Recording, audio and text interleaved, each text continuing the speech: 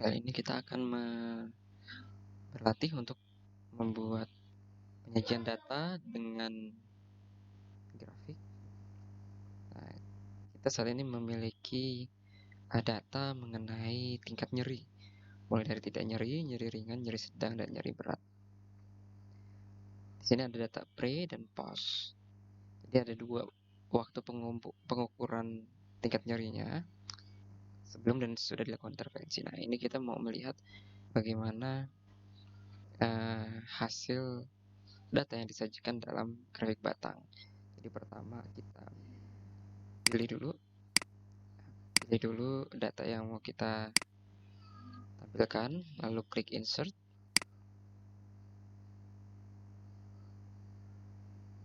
Kita pilih grafik batang. Kita pilih yang simple saja dengan 2 dimensi. Nah, langsung kelihatan ininya, hasilnya. Nah, kita pilih dulu ini, lalu labelnya atau nilainya kita munculkan dengan data label di luar saja, outside in. Nah, sehingga kita bisa lihat bahwa data tingkat nyeri yang biru itu adalah data tingkat nyeri pre, sedangkan yang orange itu data nyeri post. Nah, dengan begini kita bisa melihat pada tingkat nyeri ringan contohnya, untuk membandingkan data pre dan postnya, berarti ada penurunan jumlah responden yang mengalami nyeri ringan antara pre dan post. Sedangkan yang nyeri sedang itu di post meningkat, sedangkan yang nyeri berat sama. Nah, jika kita ingin menganalisis dari sudut pandang yang berbeda, kita bisa switch atau tukar antara row dengan kolomnya, antara baris dengan kolom. Nah, sehingga akan terlihat antara pre dengan post berdasarkan tingkat nyerinya. Jadi kalau tadi berdasarkan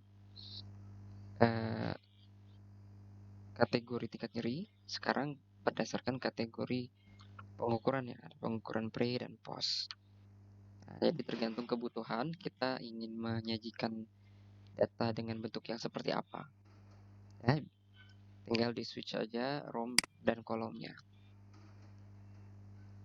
Nah, setelah muncul penyajian data seperti ini, kita dapat menyajikannya dengan cara kalau dibandingkan dengan antara pre dengan post, itu tampak bahwa tingkat nyeri pada pre itu sebagian besar berada pada tingkat nyeri yang rendah, sedangkan tingkat nyeri yang post itu cenderung lebih tinggi dibanding pre-nya. Jadi itu cara membuatnya dan juga cara menginterpretasikan penyajian data ini.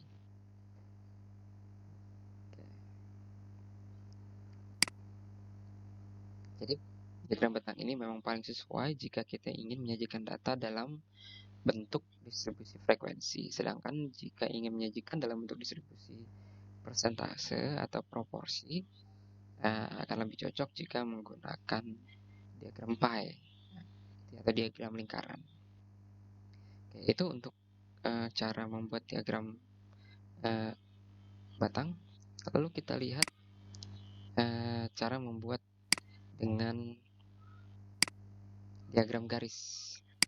Nah, diagram garis ini paling sesuai jika kita ingin menunjukkan data secara kronologis, gitu ya. Nah, ini sudah jadi.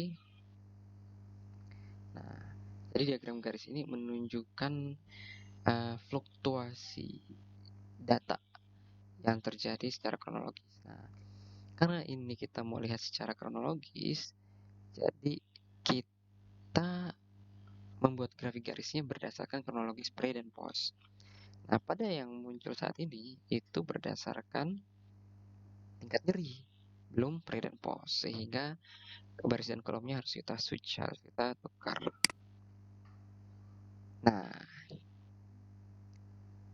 ini baru berdasarkan kronologisnya pre dan post. Jadi untuk tingkat nyeri tidak nyeri itu ada penurunan, nyeri ringan juga penurunan, nyeri sedang ini yang ada peningkatan, untuk nyeri berat ini sama ya, lurus.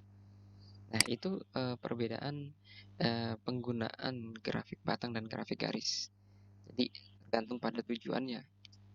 Kalau hanya ingin menunjukkan distribusi frekuensi saja dan membandingkan komposisi, kita bisa, menggunakan diagram batang. Sedangkan jika ingin menunjukkan perkembangan data atau fluktuasi berdasarkan kronologisnya, kita bisa menggunakan grafik garis. Oke, itu, eee, untuk pembuatan penyajian data 2 jenis diagram ini.